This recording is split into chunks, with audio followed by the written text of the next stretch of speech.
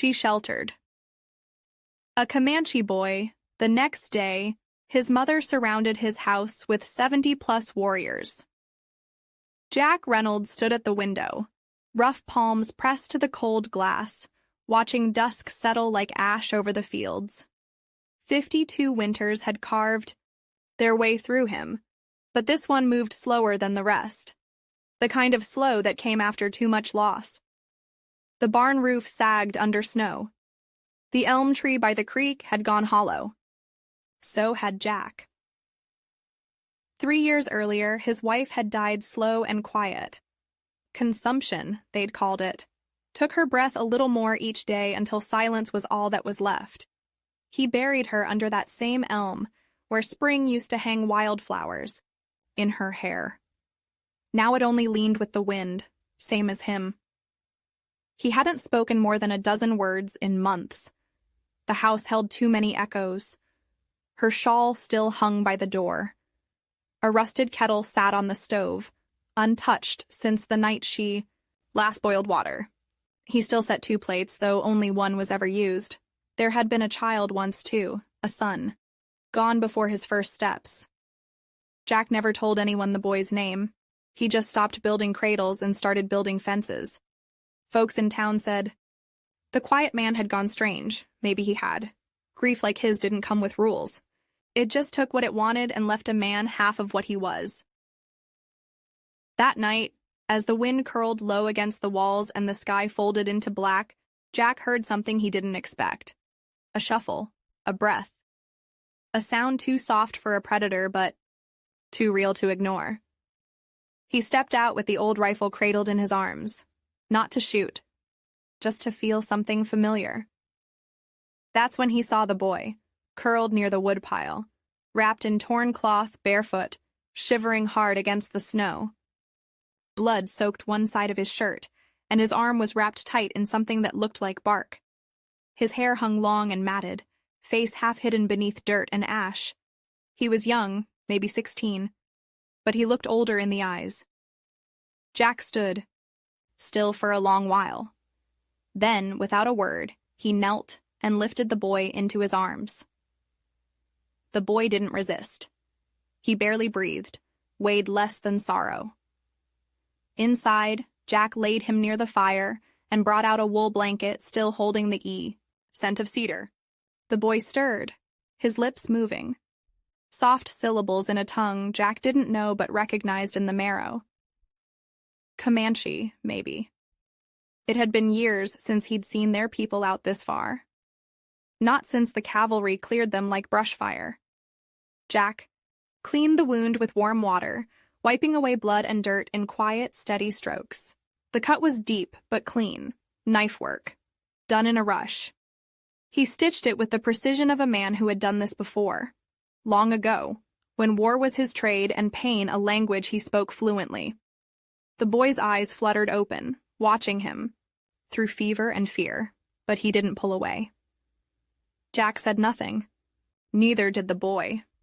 Outside, snow kept falling in silent sheets, but something else was moving out there too. Something older than winter, something watching. And as Jack stepped out to toss the bloodied cloth into the dark, he felt it. Beneath, the stillness, a warning in the trees, the breath of horses on the wind. By morning they would come, not soldiers, not lawmen, but warriors, 70 or more, led by a mother with fire in her chest, coming for her son. And Jack Reynolds would have to decide, give the boy up, or stand for something again. The cabin creaked as the wind pressed against its walls. Jack sat in the old rocking chair, its rhythm slow and uneven, like a heartbeat remembering how to beat. He watched the boy sleep near the hearth, face turned toward the glow, breath soft but shallow. The stitched wound along his arm rose faintly, with each inhale like the earth itself trying to hold on. Jack hadn't shared space with another soul in years. Not like this. He remembered when the house was full, laughter spilling from the kitchen, boots muddying the floor, her hands brushing flour from her apron as she hummed. Now the house felt like it belonged to ghosts. His wife's voice still lived, in the corners of the room. Sometimes it found him in the quiet, soft as wind through cotton. His son, though, he never made a sound. He was memory without voice, weight without shape. Grief had a way of folding time. Some days Jack felt like no time had passed at all. Other days, it felt like he'd lived 1,000 years since she last looked at him. He kept things the same. Plates untouched in the cupboard. A faded photograph of her by the bedside. A baby's wooden rattle in a drawer he hadn't opened in a decade. This cabin wasn't just where he lived, it was where he stayed lost. And yet now, there was breath. In the house that wasn't his. The boy stirred in sleep, mumbling a word Jack didn't know. Maybe a name. Maybe a warning. Jack leaned forward, elbows on his knees, watching the flames dance low in the stove. The silence between them wasn't awkward. It was heavy. Sacred. Outside, the snow thickened. The trees whispered secrets to the dark. Inside, the man and the boy stayed wrapped in separate shadows.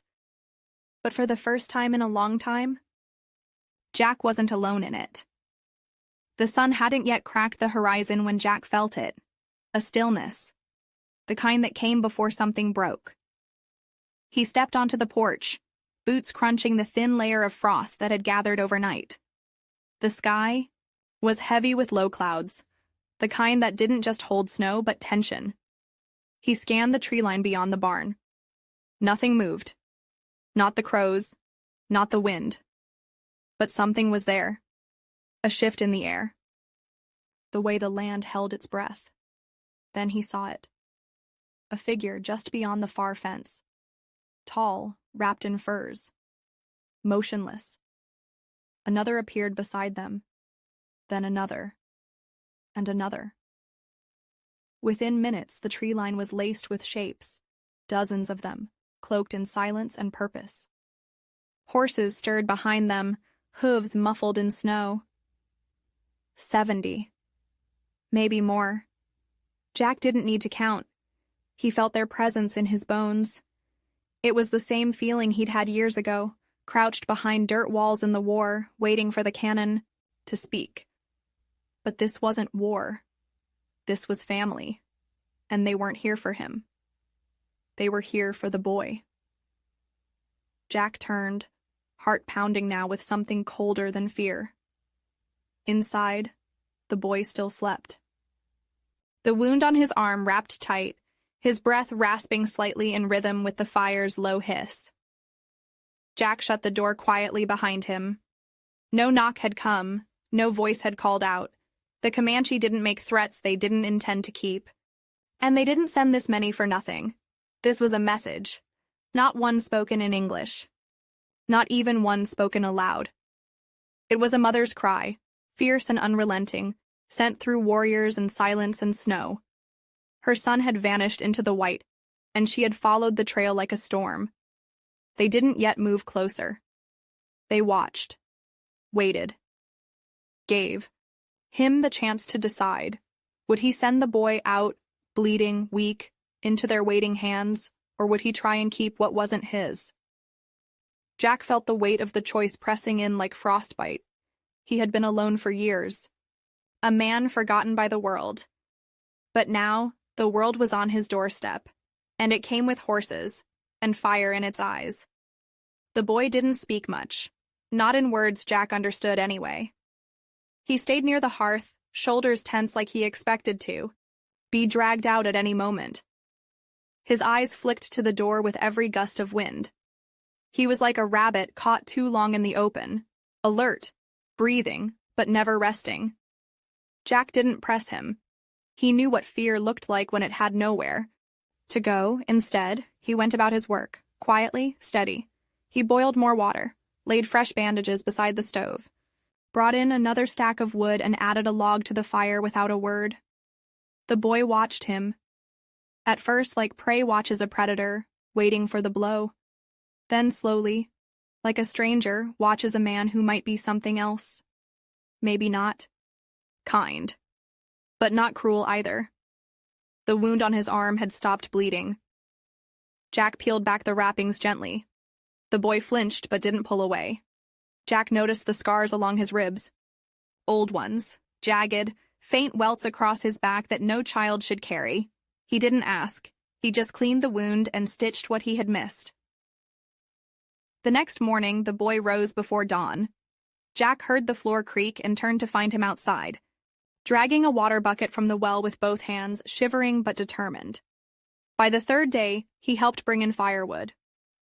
Took an axe from the porch without asking and began splitting logs, his form unsure but willing. He didn't speak English. Jack didn't know Comanche, but they understood the rhythm of routine. They passed tools, shared meals in silence. The boy stirred stew with care. Jack caught him humming once, low and broken, like a song forgotten halfway through. At night, Jack found himself listening to the sound of the boy's breathing. It grounded him, a reminder that life still lived in this house, and in turn, the boy began to sleep deeper, no longer flinching at every branch that snapped outside, no longer clenching his fists in his sleep. Trust hadn't come like a flood. It came like snow, quiet, layer by layer. Until one morning, Jack looked across the table and didn't see a stranger anymore. He saw a shadow of something else. Not yet a son, but not just a boy. Something growing in the silence between them. The snow hadn't stopped, just softened. It drifted, past the window like ash from an old fire. Inside, the world was quiet, not empty, but full in a new way. Jack sat at the table, mending a saddle strap with thick, deliberate hands. Across from him, the boy was tracing lines in the condensation on the glass, eyes far, but not distant. They didn't speak, still hadn't, but something had changed. The silence no longer separated them. It connected them. Jack pointed to the strap. Leather, he said slowly, tapping the word with a calloused finger. The boy looked up, cautious. Leather, Jack repeated. The boy didn't echo it, but he nodded. That night, Jack lit the lantern early and pulled a weathered book from the shelf. It was a picture book. His wife used to read from it when she dreamed of the child that never came. He laid it on the table and opened it between them. Horse, he said, pointing. The boy studied the page, then met Jack's eyes. He raised a finger. Sutai, Jack blinked. That's horse? The boy nodded once. They did that for hours, one word at a time, naming the world together. By the third night, Jack was the one asking, What do you call this? Mate. And this? Napi. They smiled, barely, but enough. Enough to know the walls were coming down. Jack learned the boy's name next. Not because the boy offered it, but because he trusted Jack enough to write it in the frost on the window pane. Tiana. It meant, sings with the river. Jack whispered it aloud that night like a prayer. He didn't sleep much anymore. Not from restlessness, but from wonder. The boy who had once shivered in his cabin like a broken thing now walked with steadier steps, helped feed the chickens, brushed the mule with quiet affection. And Jack? He found himself watching the door less, listening more. The house felt different now. Not haunted. Lived in. Because when silence becomes language, even without words, it becomes something else too. It becomes a home. It came 3 days after the snow melted enough for the first green to show a single hoofprint near the edge of the creek, pressed deep into thawed earth. Not Jack's horse. Not Tiana's doing. Fresh. Heavy. Watched. Jack stared at it for a long while, the reins in his hand forgotten. Then slowly he scanned the ridge to the west. Nothing but wind and trees. But the land had changed again. Subtle, like a shadow growing long at noon. The stillness wasn't peaceful now. It was waiting. That night, Tiana didn't sleep. Jack heard him shift under the blankets, eyes wide open toward the ceiling, like he felt it too. They had learned to live in the quiet. But now the quiet carried weight again, like a held breath before the thunder. At dawn, smoke curled on the northern ridge, one column, then two, then more, fanning out like signal fires. Jack stood at the fence line, jaw set. The boy stood beside him, unmoving. He didn't speak, but his hands clenched into fists. Jack saw it. The recognition, his people, but not just his people, his mother. They weren't coming fast, no charge, no arrows, just presence, deliberate. Surrounded, but not struck. Jack knew the message. They could have taken the boy by force if they wanted. But they hadn't, not yet. This wasn't a war, this was a question, a test. Would Jack give the boy back? Would the boy choose to go? Tiana stepped away from the fence, but not toward the woods. Instead, he knelt by the mule, brushing it slow, methodical, like he was trying to steady something inside himself. Jack lit the fire early that evening. Not because it was cold, but because he needed the light. They ate in silence, but it was not the silence of peace anymore. It was the silence of something coming, something old. Jack had once fought in a war for land he never cared about. But this was different. This was family, even if only borrowed by fate, even if it meant paying for it in blood. The flames crackled, louder that night, as if the cabin, too, knew what waited outside. At sunrise they came, not charging, not shouting, just appearing, one by one, like the trees themselves had decided to walk. 70 riders, maybe more, painted faces, hardened eyes, silence thicker than war drums, and at their center, a woman, tall in the saddle, cloak billowing, behind her like storm clouds pulled down from the sky. Her gaze was fixed on the cabin, but her hands didn't move to her weapon. She didn't need to threaten. Her presence was enough. Tiana stood at the threshold. He didn't run to them. He didn't hide. Jack moved beside him, not in front, not behind. Just there. The two of them watching the warriors like stones in the riverbed, unmoved. Jack had known this day would come. The boy was never his to keep. He'd only been a chapter in the child's journey, not the end of it. But the truth didn't. Make it easier. His voice broke the air for the first time in hours. That her? He asked. Tiana nodded once, barely. Jack exhaled. The woman dismounted and walked forward, every step calm, like she already knew how this would go. When she stopped, only a few feet from the porch, she spoke. Not to Jack. To the boy, soft words in Comanche, too gentle for a threat, too firm for comfort. Tiana didn't answer.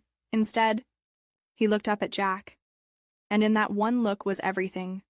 The ache of a boy torn between blood and bond. The weight of survival versus the warmth of a second chance. The silence stretched until Jack couldn't bear it. He turned to the woman, slow, steady. I didn't take him, he said. I found him bleeding in the snow. I patched him up, fed him. I never asked him to stay. The woman's eyes didn't flinch. She listened. She understood. But she said nothing. Jack continued, voice cracking with the truth. I lost my family a long time ago. Buried my daughter, before she ever breathed. This boy, he filled the quiet. Tiana stepped forward then. Just a little, not toward her, not toward Jack, but between them. He placed one hand on Jack's arm. The other reached toward his mother, bridging them, and in that moment, Jack knew.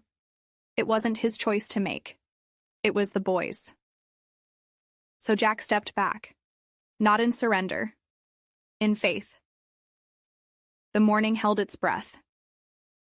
Wind ran through the trees like an unseen spirit, stirring cloaks and braids, whispering to those who had gathered. No one spoke. Even the horses stood still, sensing that what was happening here wasn't about power, it was about permission. Tiana stood between two worlds, And then his mother moved. She stepped forward, not with anger, but with ceremony. Her hand reached for something beneath her cloak, slow, deliberate. Jack tensed, instinct twitching toward defense. But it wasn't a weapon, it was a bundle. Wrapped in deer hide, laced with sinew, marked in ochre and ash, she knelt before her son and placed it at his feet. Her voice came low, full of memory and command, a language carved from history. Tiana bent and unwrapped it. Inside, a knife with a bone handle, a braid of sweetgrass. A strip of cloth the color of dusk. Jack didn't understand the words exchanged, but he didn't need to. This wasn't a threat. It was a right. The woman stood and stepped back.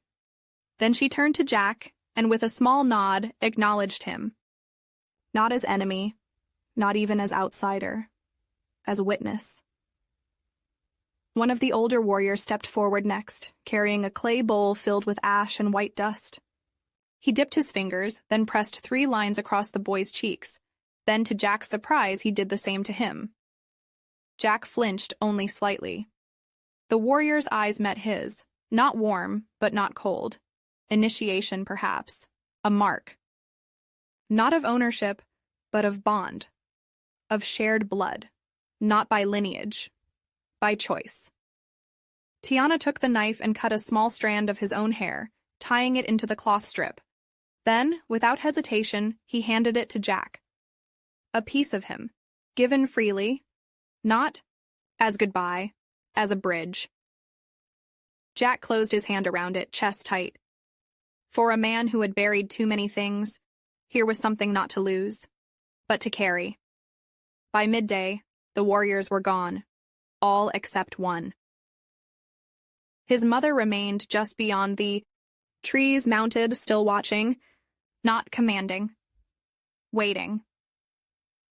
Tiana turned once more to Jack, eyes steady. He would go, but not as a child being taken, as a soul returning home, forever changed by the man who had sheltered him. Jack nodded once, words thick in his throat, and the boy left. The wind picked up as he disappeared into the woods. But this time, Jack did not feel the cabin grow empty. It had been filled, and someone, had been left behind. Spring came late that year. The snow took its time leaving, clinging to shadowed corners like memory that wouldn't quite let go. But when it did melt, the land softened. Water ran free in the creeks again. Trees that once stood bare began to breathe green, and the cabin changed too. Slowly, quietly. The shawl that had hung untouched on the back of the chair, Jack folded it one morning and set it in the chest by the bed. Not forgotten. Just no longer something to mourn by holding on to. He cleared the second plate from the table. Put it away, not because it wasn't needed anymore, but because it might be again, for someone else, someday. The days grew longer. The silence grew lighter. Jack still rode into town once a month, but folks noticed now he stayed longer. Shared a word or two, a laugh even, now and then. The blacksmith's boy helped mend the fence one Saturday, and Jack let him. Didn't bark orders. Just handed him nails and told him which boards were rotten. The world hadn't softened, but Jack had. And sometimes, late in the afternoon, when the wind came from the north, he'd catch the faint scent of river water and cedar smoke, and he'd pause, hand on the gate or tool in his palm, and smile, not because it hurt, but because it didn't. Not anymore. Then one morning, near the edge of the pasture, something caught his eye. A small strip of cloth tied to the fence post. Faded blue, the color of dusk. Tucked inside, a single feather. He didn't need a message. He understood. The boy remembered. The bond remained. And so Jack stood there, sun warm on his back, wind gentle on his face, and let it all settle into him. Not as weight, but as peace. For the first time in years, The cabin wasn't a place of ghosts. It was home. And Jack Ward, the quiet man who once spoke only when coin changed hands, had a heart that beat again, not because he found family and blood, but because when the world gave him a second chance, he chose to hold it with both hands. If this story touched your heart, don't forget to smash that thumbs up and hit subscribe for more unforgettable, emotional, and viral true stories. We want to hear from you. Drop a comment and tell us, where in the world are you watching from?